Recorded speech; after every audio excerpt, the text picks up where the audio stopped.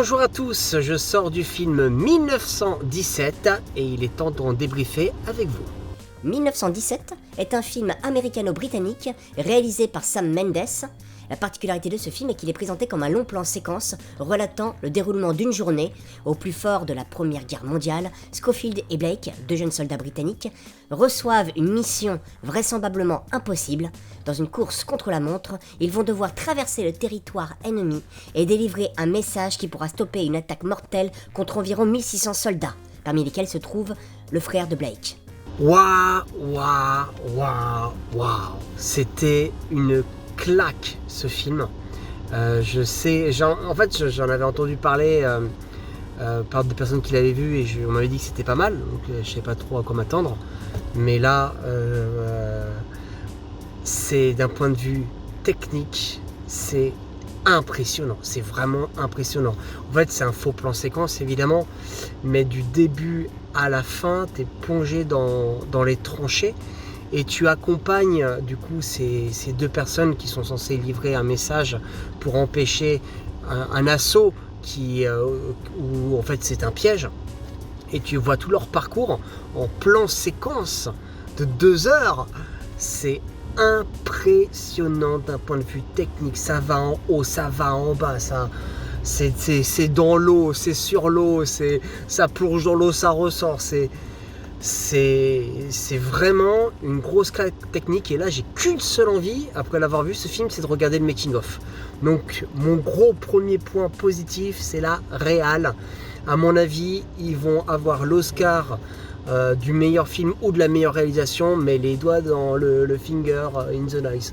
C'est vraiment à voir rien que d'un point de vue technique. Il y avait Birdman qui était vraiment top en film plan séquence, dans les derniers films plan séquence, mais là en fait l'histoire elle est simple en fait, elle peut s'écrire en fait sur un petit bout de papier, et par les rebondissements, par le rythme, les entrées, les sorties, la manière dont il a construit son film, il se passe énormément de choses alors que c'est un scénario qui tient sur un bout de ficelle, et ça c'est un truc de dingue.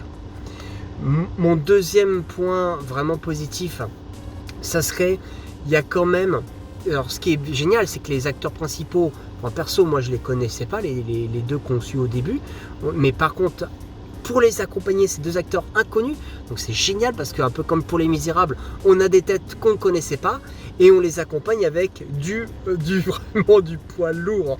Là, dès que j'ai vu les premières personnes, les premiers guests, je fais waouh, il y a lui qui est là-dedans, waouh, il y a lui qui est là-dedans, waouh, il y a Benedict Cumberbatch. Mais c'était à chaque fois, et en plus c'est hyper bien amené, et c'est vraiment mais que des petites surprises, parce que du coup je savais pas trop qui jouait là-dedans. Et les avoir amenés au second plan comme ça, et ils tiennent vraiment, c'est très bien joué. Du coup, l'acting rend la situation très touchante, et ça c'est vraiment dingue. Mon troisième point vraiment positif par rapport au film, c'est la musique, c'est l'ambiance sonore.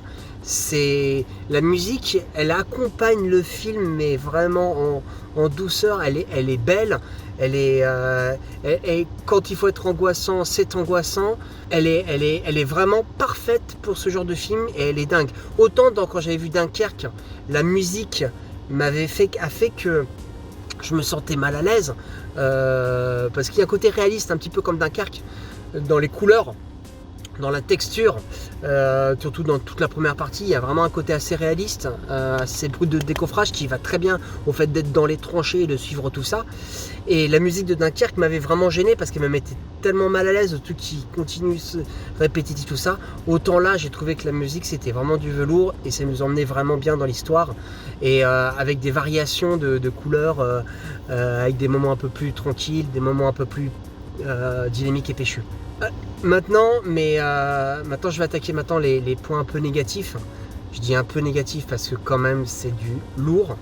Mais voilà, allez, je vais dire les petits points négatifs d'un point de vue scénaristique. Des fois, il y a des rebondissements que je trouve un petit poil tirés par les cheveux. Il rentre dans un endroit, il y a une petite fille il y a une femme qui arrive. Comme par hasard, elle a un bébé qui a besoin de lait. Et ben lui, ça tombe bien parce que juste avant, il avait pris du lait pour une vache. Ça tombe bien, les choses se marchent plutôt bien. Et il y a 2-3 trucs comme ça un petit peu le long du film où je me suis dit, Ça c'est dommage quand même. C'est un petit peu, voilà les grosses ficelles. Ou dans la deuxième partie, c'est la nuit. Donc comment réussir à faire en sorte de pouvoir éclairer et que ce soit pas trop sombre? Et ben on fait un énorme feu. On est dans un village en feu, tout ça. Et donc comme ça on a un éclairage de feu qui peut permettre d'accompagner et que ce soit pas la nuit. Voilà, ça c'est mon premier point négatif.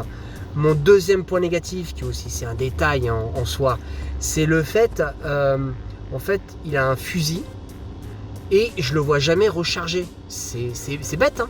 Mais moi, à un moment donné, je fais, mais en fait, c'est quoi? C'est une mitraillette ton délire? Normalement, je crois que c'est un 2 coups. Alors peut-être que je m'y connais pas assez en armes, mais il tire à un moment donné sur un Allemand. Et après, quelques minutes plus tard, sans qu'il ait eu le temps de recharger, il recommence à retirer tout. C'est le fusil avec munitions infinies, quoi. Donc ça donne un côté jeu vidéo. Qui m'amène à mon troisième point, où il y a justement la partie feu, faisait un petit peu jeu vidéo à mon avis. Je trouvais ça très beau, très esthétique. Mais contrairement à la première partie où je trouvais qu'il y avait un côté réaliste et beau de décoffrage, autant cette partie-là, des fois, la lumière qui était tellement esthétique m'a dit « Ah, c'est dommage qu'ils ne soient pas restés dans cette lumière un peu crue qu'ils avaient créée tout autour, enfin, tout le reste du film, en fait. » Et un autre petit truc, des fois, je trouve qu'il y a un petit poil de longueur, mais c'est normal, c'est du plan séquence. Plan séquence, c'est un rythme toujours lent.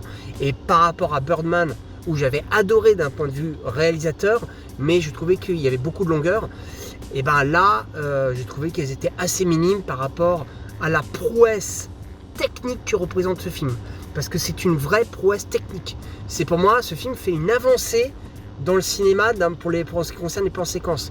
Déjà que dernièrement avec les Parasites, je trouvais qu'on avait été gâtés avec des super plans séquences. Je trouve que, enfin moi je suis fan des plans séquences. Et là, mais qu'est-ce que j'ai pris mon pied. J'ai des moments où je me dis mais comment ils ont fait ça? Mais comment ils ont fait ça? Est-ce que c'était un drone qui était à la main, d'un seul coup ils le lâchent pour pouvoir partir en hauteur, revenir? Enfin c'était, j'ai vraiment hâte de voir le making of. Voilà, alors tout ça pour dire que j'ai adoré ce film, donc forcément comme j'ai adoré ce film, je vais lui donner une très très très bonne note. Je vais pas lui mettre 10 sur 10 quand même, donc je vais lui mettre comme Les Misérables 9 sur 10, mais allez, 9,5. Pour pas mettre 10, pour me le garder en cas il y a un putain de film qui sort dans l'année. Donc je lui mets 9,5 parce que quand même d'un point de vue réel, c'est une claque qui me donne presque envie de le revoir. Allez, tous au prochain film.